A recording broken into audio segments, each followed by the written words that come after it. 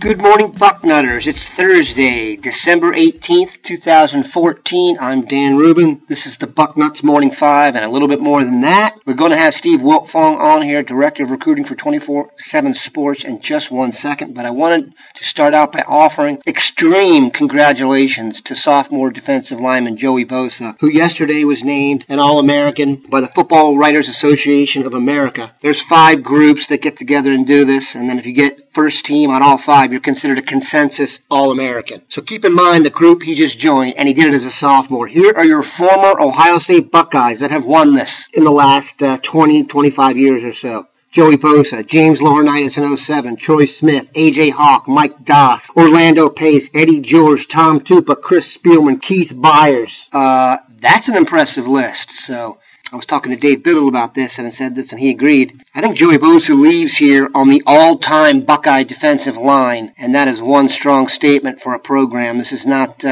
Tulsa, okay? You were one of the best 4 defensive linemen to ever play at Ohio State, and if you've shown that by your sophomore year, your true sophomore year, that is truly staggering, and I felt needed to be pointed out. Secondly, coming up on the site today, Ohio State will provide access to the players and coaches, some of the only access, if not the only access we're going to get before the bowl, Sugar Bowl that is. Urban Meyer, Chris Ash, Ed Warner, Cardale Jones, and several other key players will be there. Dave Biddle and Steve Hellwagon will be there with bells on to take care of it. But right now, it's Thursday, and that can mean one thing. Steve Wiltfong coming up here on the Bucknuts Morning 5 and a little bit more than that. It's Thursday. That can only mean one thing. Steve Wiltfong, Director of Recruiting for 24/7 Sports. Steve, thanks again for joining us.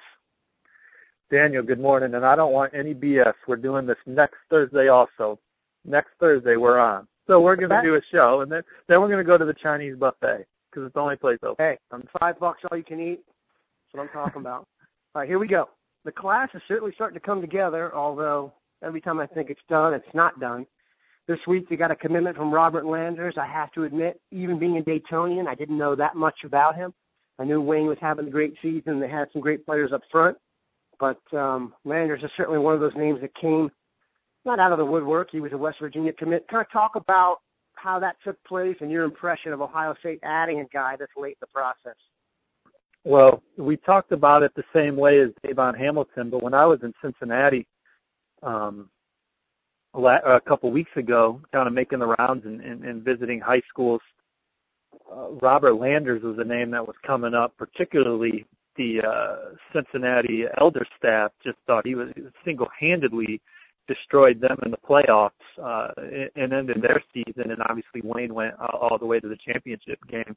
But here's a guy that just had a fantastic senior season, plays with an outstanding motor, just has a passion to play football, loves playing, gets after it. He's going to love playing in an Ohio State uniform. He's a guy that's just going to come in and bring that blue collar, lunch pail, all the cliche terms to your football team and make your team better. Whether he's on the scout team and then eventually on the 2 deep and then in the starting lineup, this is a guy that absolutely loves playing football. And just because some of these prospects that are highly recruited go on to big schools, they don't, and I'm struggling here for my words, I understand that, but not every one of these touted prospects loves playing. They play because they're good. Robert Landers, there's absolutely no question he loves playing, and Ohio State, they just do a fantastic job of they're always looking for guys that they think can be difference makers, and they're not recruiting guys just off their junior tape and their reputations. They're watching senior game films. I know I've said on here before, the Urban Meyer enterprise, because that's what it truly is. There's so many guys on that staff working hard on the recruiting trail, from the assistants to the off-field guys, that they don't miss guys that are having great senior years, especially in state. Robert Landers was one of them. He earned his offer on the field on Fridays in 11-on-11 football against good competition, and he's a guy that they think can be a difference maker for them and a guy that can help their football team win games. That's a great point, and I've always wondered, I do think it's a real asset for a group that works senior film. These kids are growing, they're growing prospects. And for anybody who has any question about Landers, check out his senior film. They played some top-flight competition on the way to the state championship game, and he's an animal in there. I use the term John Randall to watch him. That's what it looks like from a high school perspective. Right. Again, go ahead. So we look at Ohio State's board right now, Dan, and we were talking about it off air. There's not a whole lot of names.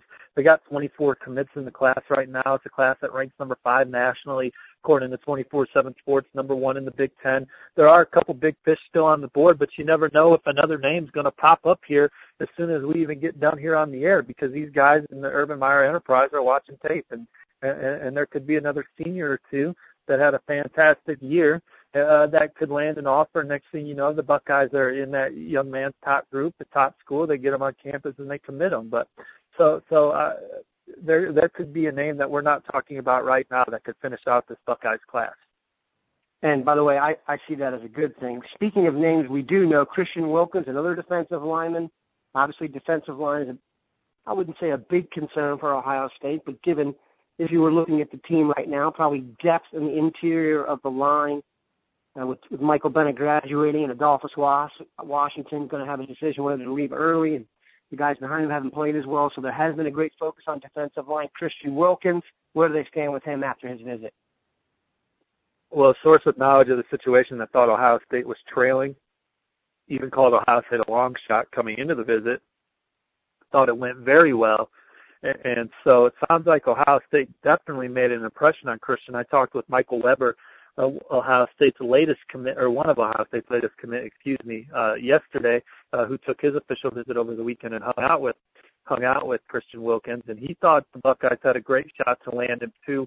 Same thing that we've known throughout the entire process for Christian. Michael Weber echoed and saying that he was going to go home and think about it and maybe take some more visits, and there wasn't a timetable for a decision, but Weber thought it went well with Christian, and my source thought it went well with Christian. So we'll see. Sounds like the Buckeyes are in it, and Christian's been a top-of-the-board prospect for Ohio State since the beginning of the process. He emerged as a national name going into his junior year. Fantastic player. Penn State, Clemson, Stanford, the competition there. And just to finish, Juwan Briscoe, the former Clemson commit, has said he's down to Georgia, and his coaches said he's down to Georgia and Ohio State. We talked about this before. We got on the air. You think it will be Columbus?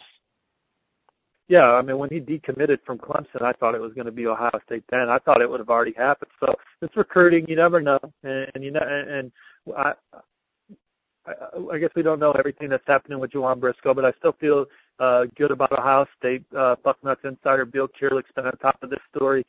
Reported earlier this week that it was down to a top 2, Ohio State and Georgia. Briscoe did take that official visit to Georgia.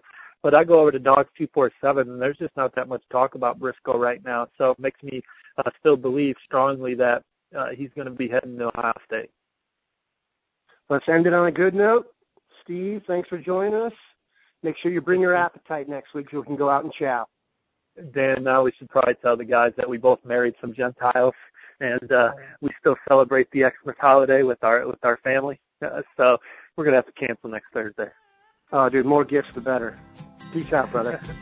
Take care, guys.